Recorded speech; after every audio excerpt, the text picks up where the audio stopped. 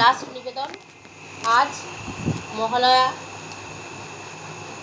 যার কণ্ঠ শুনে আমাদের ঘুম ভাঙে বীরেন্দ্রকৃষ্ণ ভদ্র, তার আজকে জন্মদিন।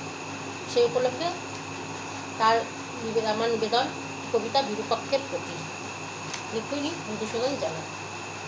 আশ্বিনের শারদ প্রাতে বেজে উঠেছে আলোক মঞ্জির, সেই সুরেলা ধ্বনি কানে পৌঁছালেই স্মৃতিপটে ভেসে ওঠে তোমার কথা।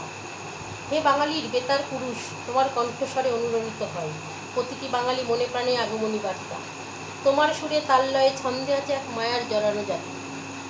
হে আকাশবাণীর নায়ক, শ্বেত শুভ্র ধপধপে ধুতি, কাঁধে ওড়না, চোখে চশমা, হাতে একটি থলে, এই ছিল তোমার সাজসজ্জা।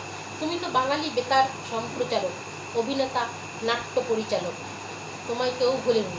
বাঙালির মহালয়া, দুর্গাপুজো অসম্পূর্ণ না হয় যদি তোমার কণ্ঠে মহিষাসুর।